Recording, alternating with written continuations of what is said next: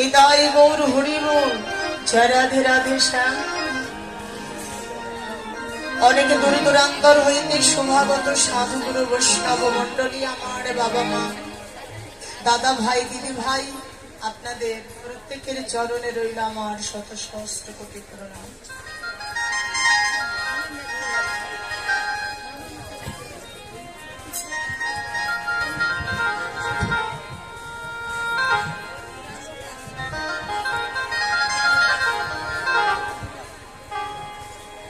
জয় গৌর হরি বল।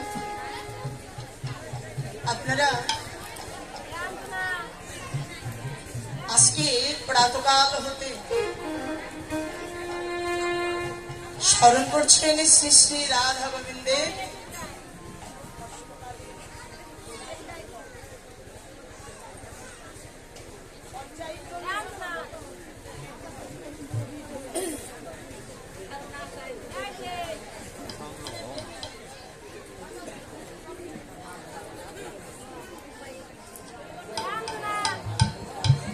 প্রাতকালে প্রথম পর্বে লীলা স্মরণের বিষয়টি ছিল রাধা গোবিন্দের জাগরণ ও রসোদ্গারের লীলা। আর দ্বিতীয় পর্বে অর্থাৎ ইতিপূর্বে এতক্ষণ ধরে আপনারা যে লীলা স্মরণে ব্রতে ছিলেন, এই লীলাটি স্মরণের বিষয় ছিল দিবা পূর্বাহ্ন লীলা, বৃন্দাবনের স্নেহময়ী বাৎসল্যময়ী বিশ্ব প্রসবিনী আমাদের মা নন্দরানী যশোমতীর পরাণের পরা যাদুমণি গোপালের গমন গোষ্ঠ লীলা। গোষ্ঠ বিহারী গোবিন্দ ব্রজ রাখাল জীবন শ্রীকৃষ্ণ আনায়া শ্রীদাম সুদাম দাম্ব সুদাম দাদা বলরাম সুবলাদি সখাগণ সঙ্গে নিয়ে ধীর বাছুর নিয়ে সিংহাবেন মুরলী বাজিয়ে হই হই রব দিয়ে পালে চালনা করে শ্রীদাম সুবলের কণ্ঠ ধরে নেচে নেচে গোষ্ঠের খেলায় গমন করেছেন। বর্তমান যমুনা পুলিনে রাখালগণ সঙ্গে নিয়ে তিন বাছুর নিয়ে তিনি গোষ্ঠ খেলায় মেতে রয়েছেন। এবারে আমাদের তৃতীয় পর্ব। যে দাদা প্রসাদ দিচ্ছেন, একজনের হাতে কিন্তু জল দেওয়া উচিত ছিল। প্রসাদ খেয়ে হাত না দিলে চলে? হাতটা কি করবে এখন? কতক্ষণ ওইভাবে ধরে থাকবে? একজনকে দিয়ে জল দেন। হরে কৃষ্ণ। আমাদের এবারে তৃতীয় পর্ব যোগপীঠ শ্রীধাম নবদ্বীপ শ্রীবাসঙ্গর। আমাদের লীলা স্মরণের বিষয় মধ্যাহ্ন লীলা। সূর্য পূজা উপলক্ষে শ্রীমতী রাধারানীর বনে গমন এবং রাধাকুণ্ডের তীরে গোবিন্দ বদন দর্শনান্তে রাধা গোবিন্দের মিলন, তৎপর ঝুলনা খেলা, পাশা খেলা, নৃত্যগীতি, মধুপান কাননে, কুসুম চয়ন, শ্রী যমুনায় স্নান, জল কেলি অন্তে রাধা কুণ্ডের তীরে রাধা গোবিন্দের সেবা। লীলা স্মরণের সময়সূচি গৌর গোবিন্দ লীলামৃত গুটিকা অনুসারে 12 দণ্ড, আধুনিক পরিমাপে 4 ঘন্টা 48 মিনিট। লীলা আস্বাদনকারী শ্রীমন মহাপ্রভু গৌরাঙ্গ সুন্দর আর লীলা স্মরণকারী অনন্ত কোটি সাধক বৈষ্ণবগণ। আপনারা আমরা লীলা স্মরণে আছি, ভজনে আছি, আর এটা হচ্ছে আমাদের ভজনের স্থান। একটি কথা আমাদের সবসময় মনে রাখতেই হয় যে আসলে গয়াকাশী বৃন্দাবন ভ্রমণ করলে আমরা যে ফল পেয়ে থাকি, ইচ্ছে করলে এই অষ্টকালীন রাধা গোবিন্দের লীলা যদি আমরা একাসনে বসে শ্রদ্ধার সঙ্গে যদি আমরা স্মরণ করতে পারি, তাহলে আমরা সর্বদিন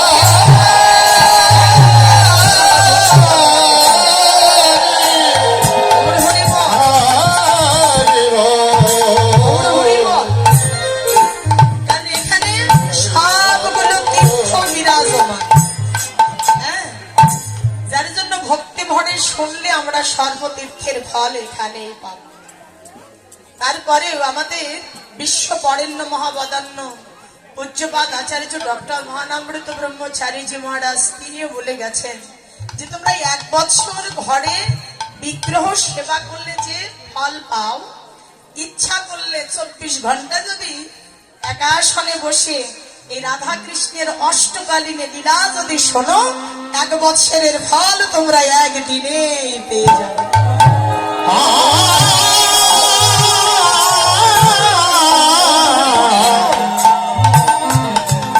তো আসলে বিষয়টা কি জানেন, তাদের পক্ষে যেটা সম্ভব ছিল এখন ও আর আমাদের দ্বারা সম্ভব নয়। তারা পেয়েছে, যদিও তার দর্শন করার ভাগ্য তো আমাদের হয় নাই, কিন্তু আমরা শুনেছি আপনাদের মতো ভক্তের কাছে যে উনি অষ্টকালীন কীর্তনে সেই ভোর 6টায় জাগরণে এসে বসতেন, আর রাস অলস কুঞ্জ ভঙ্গ কীর্তন শেষ করে উনি ওখান থেকে উঠতেন। এর মধ্যে ওনার পরিবর্তন হয় না। ওই একাসনে বসে উনি একইভাবে এই 24 ঘন্টা উনি লীলা স্মরণ করতেন, আমরা যেটা শুনেছি। তো আসলে আমাদের দ্বারা এখন আর এটা সম্ভব নয়। এখন আমাদের মধ্যে কলির প্রভাব বিস্তার হয়ে গেছে, ধৈর্য শক্তি আর ওই রকম নাই। আর আমাদের মধ্যে সে শক্তি সাধনাও সামর্থ্য আমাদের নাই। কিন্তু তারই মধ্যে আমরা যে যতটুক পারি, একদিনে না হলো দিনে দিনে হবে। তো সেটা যদি আমাদের ভক্তির সঙ্গে হয়ে যায়, শ্রদ্ধার সঙ্গে যদি হয়, আমরা নিশ্চয়ই পাব। আর ভাগবতের সার কথা সেটা আমাদের সকলেরই অবগত আমরা আছি যে ভগবানের কথা শুনলেই মঙ্গল, শ্রবণ মঙ্গলম, শুনলেই মঙ্গল, কিছু করার দরকার হয় না। আর ভাগবতের শ্রেষ্ঠ কথা এটা, আমাদের জীবের সর্বশ্রেষ্ঠ ভজন হচ্ছে এই রাধা কৃষ্ণের অপ্রাকৃত লীলা শ্রবণ করা। এর মধ্যে আমাদের উত্তম ভজন আর কিছু হয় না, নেই। আর এটাই আমাদের সহজ সাধ্যের মধ্যে। আমরা কলির জীবিত, অন্নগত প্রাণ আর ইন্দ্রিয়গত হচ্ছে মন। আমাদের জন্য ওই ধ্যান, যজ্ঞ, তপস্যাদি এগুলি আমাদের দ্বারা সম্ভব নয়। অন্যান্য যুগের মানুষ সেটা পেয়েছে, যেমন সত্য যুগে ছিল ধ্যান, ত্রেতাই যজ্ঞ, দাপরে দান সেবা। হ্যাঁ, কারণ সত্য যুগের মানুষ ধ্যান করে কৃপা পেয়েছেন, ত্রেতা যুগের মানুষ যজ্ঞ করে পেয়েছেন, আবার দাপর যুগের মানুষ দান সেবা করে পেয়েছেন। কিন্তু আমাদের কলিজীবের জন্য এটা সম্ভব নয়। যার জন্য গৌরাঙ্গ মহাপ্রভু এবার পতিত পাবন অবতারে জীবের জন্য সহজ করে এনে দিয়েছেন, বিনা মূল্যে, বিনা শ্রমে, বিনা ক্লান্তিতে, শ্রান্তিতে, হেলায় অশ্রদ্ধয়া। জীব শ্রদ্ধায় হোক, অশ্রদ্ধায় হোক, ইচ্ছায় হোক, অনিচ্ছায় হোক, অবহেলায় হোক, যে কোনো ভাবে একবারই যদি কেউ বদনে হরিনাম কৃষ্ণ নাম উচ্চারণ করতে পারে,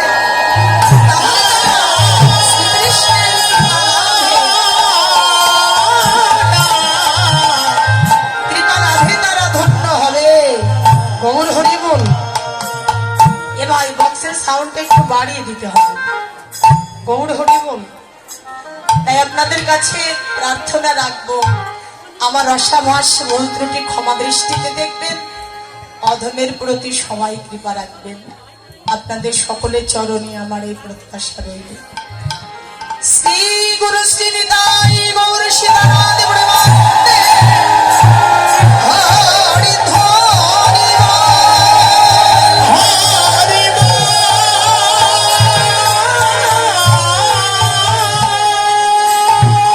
হে মশয়ে অতি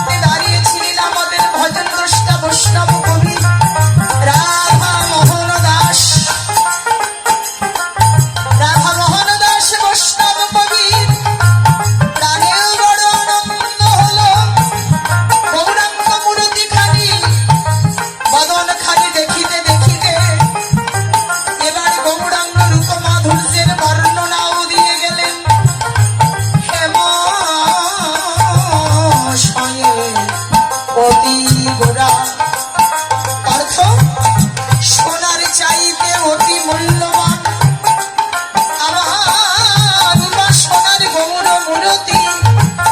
যদিও সোনার সঙ্গে তুলনা করা হয় না, শুধু সোনা কেন, এই জগতে যে বস্তু যত মূল্যবান হোক না কেন, কারোর সঙ্গে কোনো কিছুর সঙ্গে আমার উপাসনা গৌরে তুলনা চলে না।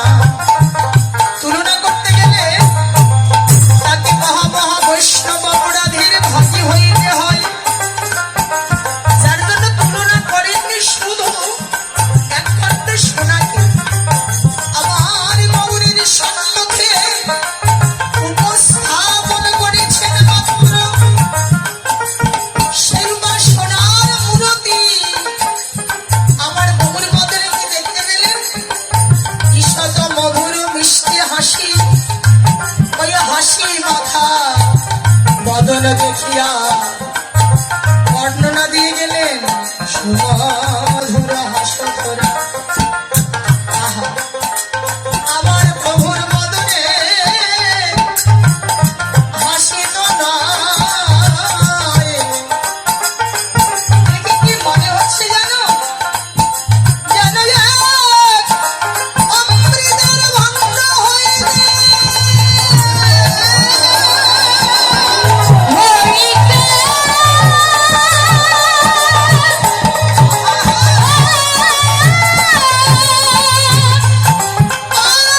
অমৃত সুধা,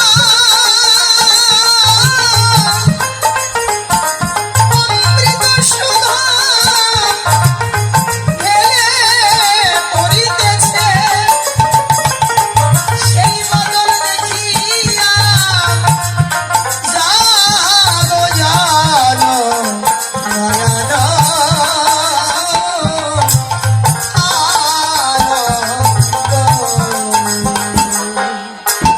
নয়ন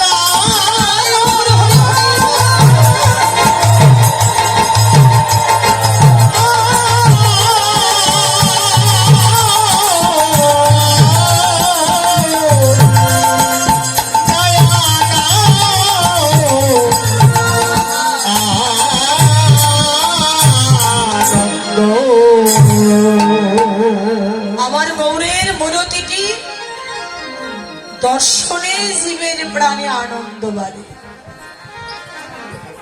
দর্শনে জীবের অন্তরে ভালোবাসবার সাধ জাগে।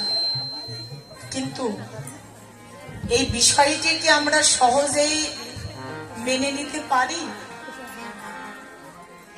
আমরা অনেকেই মনে করি মন থেকে যে মানুষটিকে ভালোবাসা যায়, একবার ভালোবাসা হয় বা ভালোবাসা হয়েছে, সে মানুষটি যত সুন্দর হোক আর যত কুৎসিত হোক, তারে দেখলেই আনন্দ বাড়ে। শুধু তাকে দেখলেই আনন্দ হয় না, তার কাছ থেকে মানুষটি যদি অনেক দূরেও থাকেন, তার কথা কারো কাছে শুনলেও আনন্দ বাড়ে। কিন্তু যাকে কোনোদিন মন থেকে ভালোবাসা হয়নি, ভালোবাসা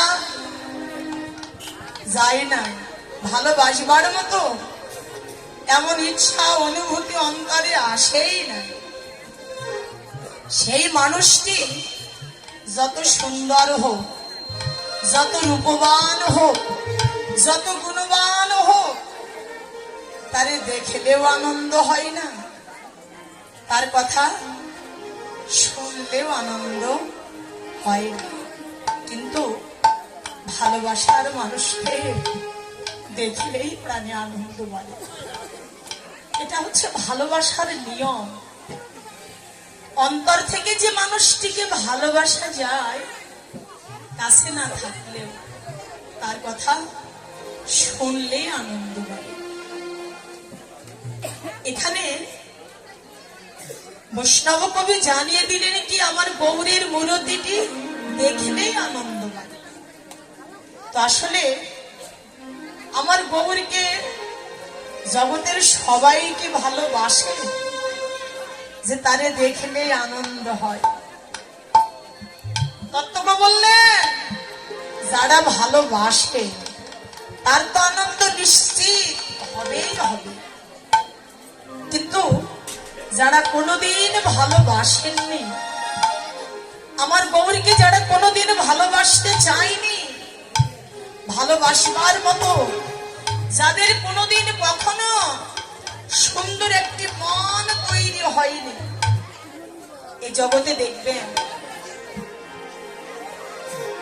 সেই ব্যক্তিও যদি কোনোদিন কোনো কালের কোটি জন্মের ভাগ্য ফলে, সাধুগুরু বৈষ্ণব কৃপা করো না, সে ব্যক্তিটিও যদি একবার দিব্য দৃষ্টিতে ভক্তির নয়নে আমার গৌরের মূরতি খানি যদি দেখে গো, জানো ওই মূরতি দেখলে তাদের প্রাণেও আনন্দ বাড়ে। শুধু আনন্দ বাড়ে না, দেখলেই তারও অন্তরে ভালোবাসবার স্বাদ জাগে। শুধু তার ভালোবাসবারই স্বাদ জাগে না, আর কি হয় জানো, ওই রূপ যার লেগেছে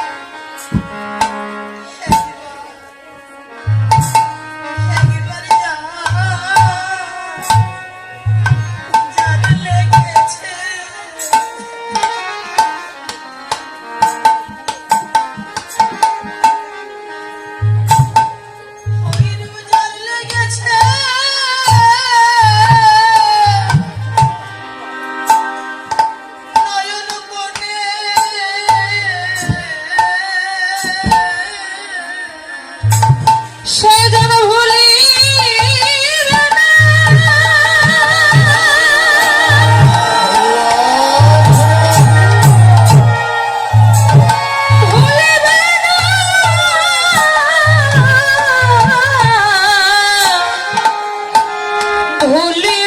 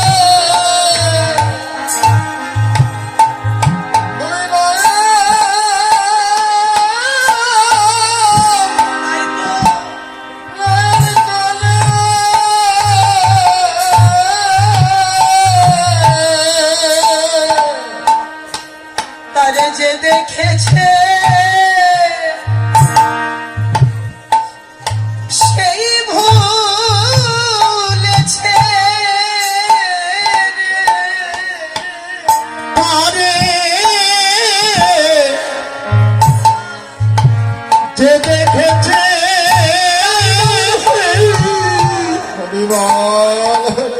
সেই সেই ভুলেছে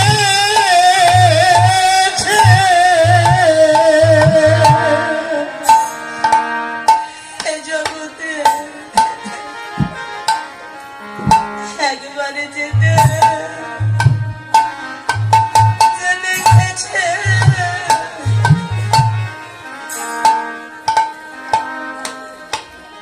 আপনারে সেই ভুলেছে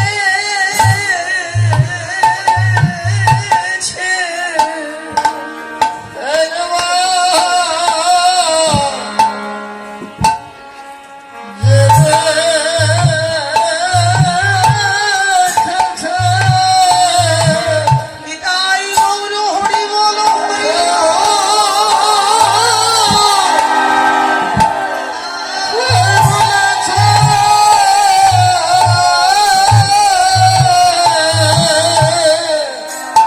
তারাই আমার গৌর আমার গৌর চরণে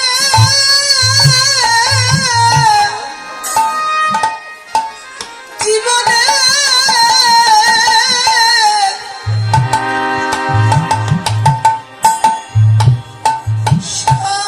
সব দিয়েছে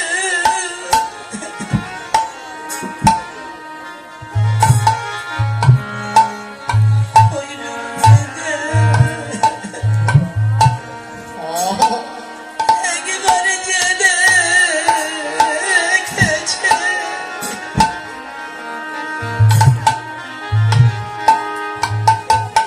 আপনারে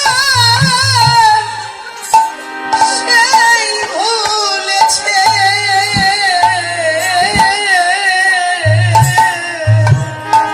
ওই আমার গৌর চরণে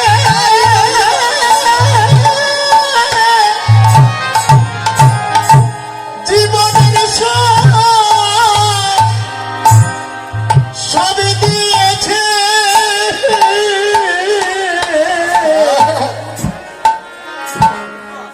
ওই রূপ যে দেখেছে আপনার সেই সেই ভুলেছে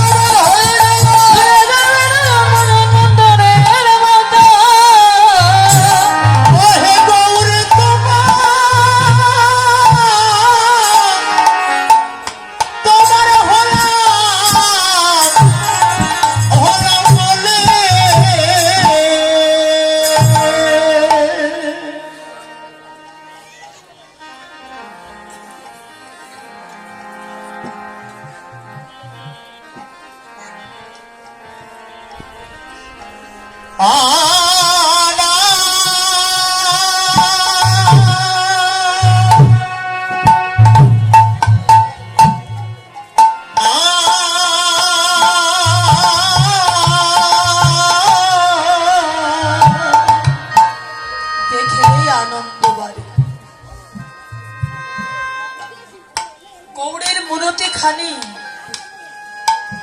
শুধু দেখিলে না, শুনলে আনন্দ বাড়ে।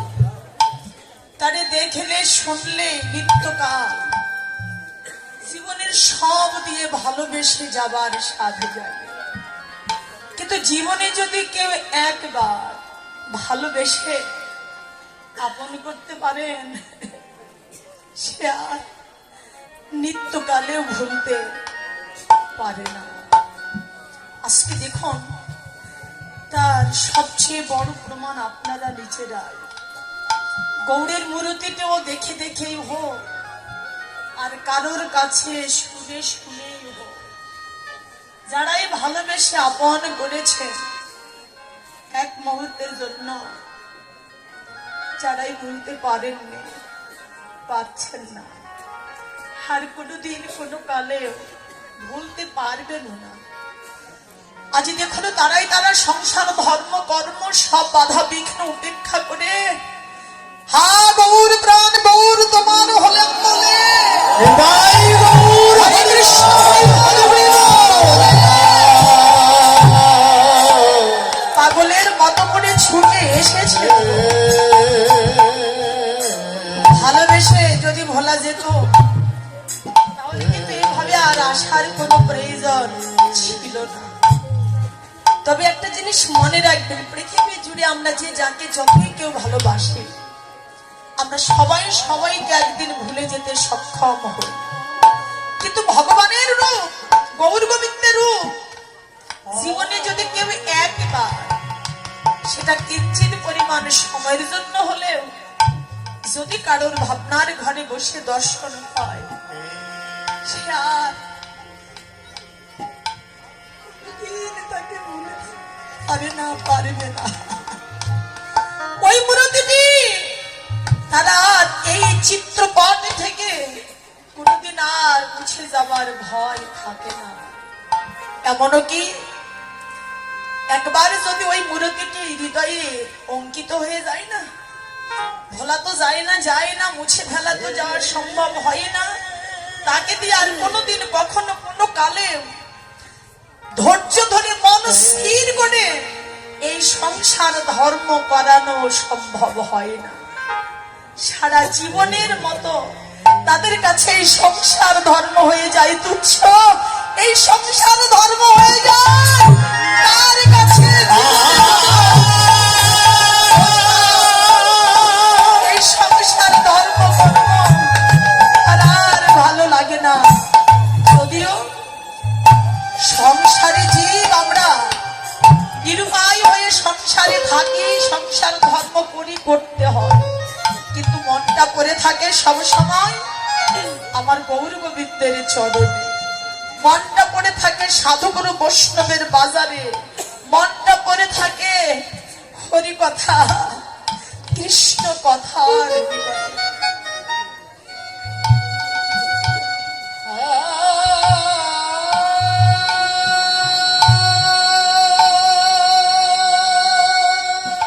তাদের জীবনে দেখবে ওই হরি কথা কৃষ্ণ কথা ব্যতীত, গৌর গোবিন্দের লীলা কথা ব্যতীত, এই সাধু সঙ্গ ব্যতীত জীবনে আর কিচ্ছু ভালো লাগে না। সব সময় প্রাণে ওই একটা কথাই সাড়া দেয়, আমরা কোথায় গেলে কৃষ্ণ ভক্তের সঙ্গ পাবো, ওই আমরা কোথায় পেয়ে কৃষ্ণ ভক্তের সঙ্গ পাবো, আমরা কোথায় গেলে কৃষ্ণ ভক্তের সঙ্গ পাবো, আমরা কোথায় গেলে কৃষ্ণ ভক্তের সঙ্গ পাবো। তাদের আর এই সংসার ধর্ম, সংসার ধর্ম ভালো লাগে না।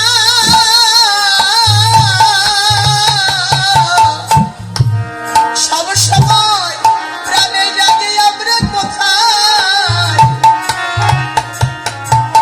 গেলে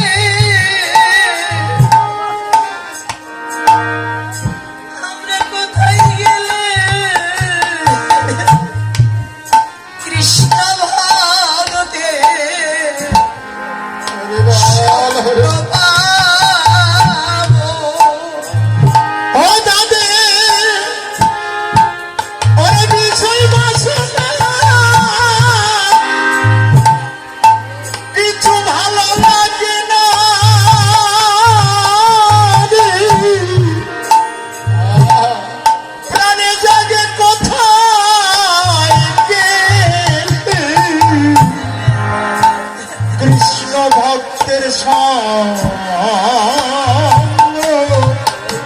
পাবো। তাদের এই মায়ার ঘরে আর কোন প্রকারে মন বসে না রে।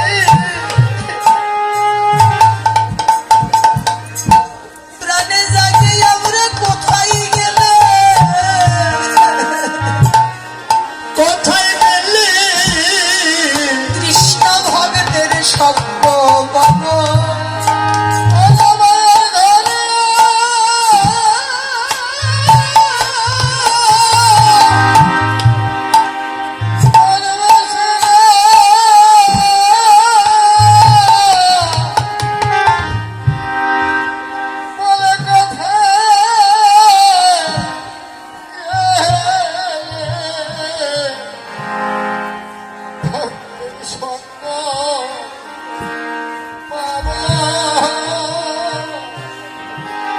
ও তাদের মায়ার ঘরে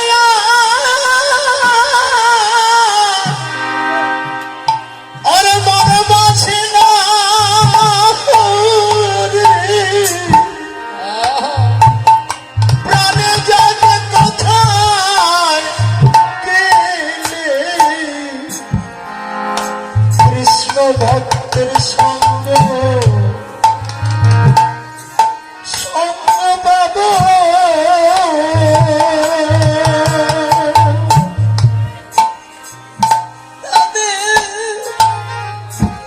ওই মায়ার ঘর ভালো লাগে না,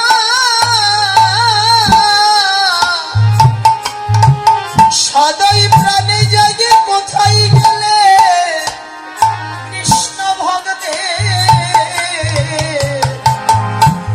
আমরা সঙ্গ পাবো।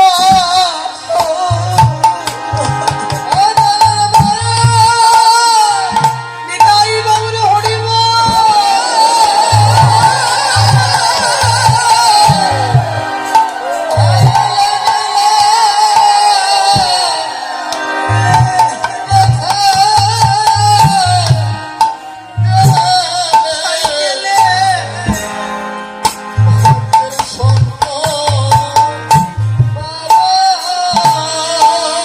মধুর কৃষ্ণ কথা শুনে তোমাদের এই প্রাণ জুড়াবো। সাধু গুরু বৈষ্ণব চরণ ধুলা করে যাবো।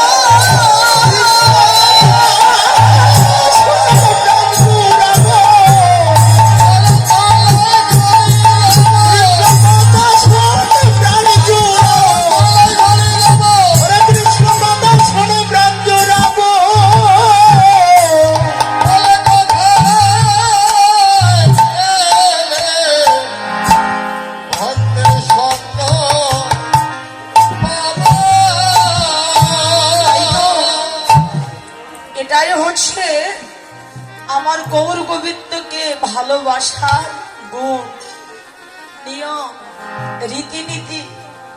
তাকে ভালোবাসলে ভোলাও যায় না, ঘরে থাকাও যায় না।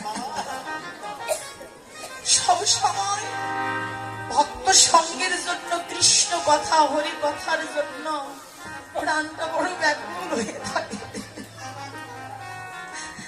কৃষ্ণ কথা ব্যতীত, হরি কথা, ভগবত সঙ্গ ব্যতীত আর কোনো কিছুই ভালো লাগে না।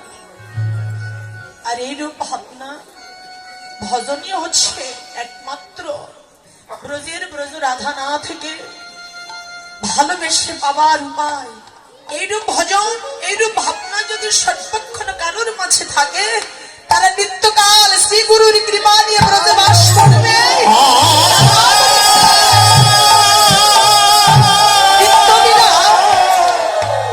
তাদের দর্শন হবে, রাধা কৃষ্ণ চরণে তাদের বিশুদ্ধ সেবা প্রেম ভক্তি লাভ হবে, এ বিষয়ে সন্দেহ নেই। আর এই ভাবনার মাঝে জীবন অতিবাহিত করতে পারলেই মানব জীবনের পূর্ণতা। মানব জীবন নিয়ে আসা হয় সার্থক, কারণ ভজনের জনম তো, এই জনমটা কৃষ্ণ সেবার জনম তো গো। ভজন করে এই জনম কৃষ্ণ সেবায় লাগাতে পারলে তবে সার্থকতা। কারণ এই জনম দেব দুর্লভ, দেবগণেরও বাঞ্ছিত। একটু আগে গোষ্ঠলীলাই স্মরণ করছিলেন না, ব্রহ্মা, ইন্দ্রদেব, দেবাদিদেব, ভোলা মহেশ্বর, মা ভগবতী, কার্তিক, গণেশ, সকল দেবগণ এসে ভগবানের কাছে চরণে স্তুতিনতি করেছিলেন, হে প্রভু, যে ঈশ্বরত্বের অভিমানে তোমায় জানা যায় না, তুমি আমাদের সেই দেবত্বের অভিমানে রেখেছ। আমরা দেবত্ব চাই না, আমরা স্বর্গে বাসে চাই না প্রভু, এবার তুমি আমাদের ব্রজে বাসে দাও। আমরা দেবত্ব চাই না, তুমি আমাদের মানব কুলে জন্ম দাও। আমরা আর পূজিত হতে চাই না প্রভু, আমরা তোমার পুজো করতে চাই, সেবা দিতে চাই না। আমরা তোমার দর্শন দাস হয়ে তোমার সেবা করে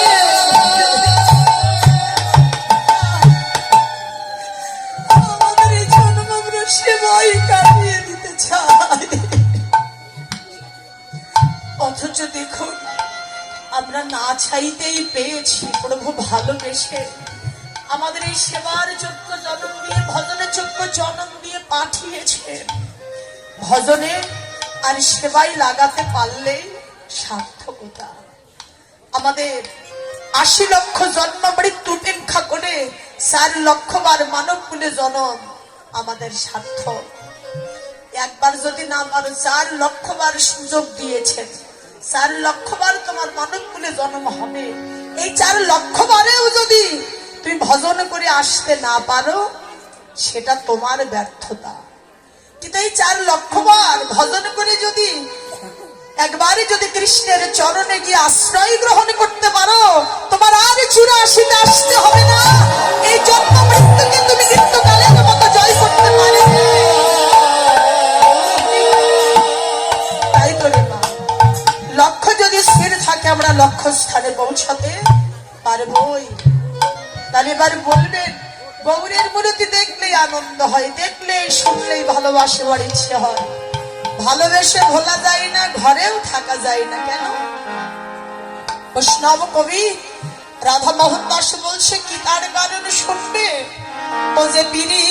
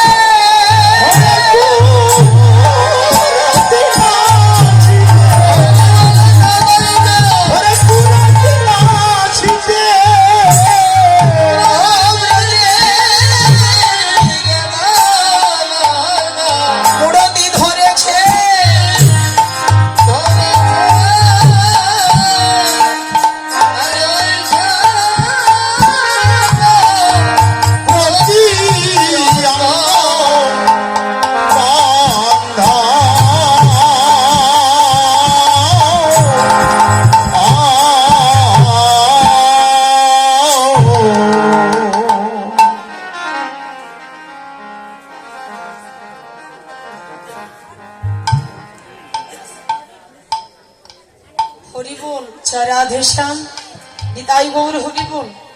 গান গাবার সময় মানে উপরে প্রেশার পড়ছে, কথা বলতে ঠিক আছে কিন্তু গান গাবার সময়ে প্রেশার লাগছে, বোঝেন না কেন?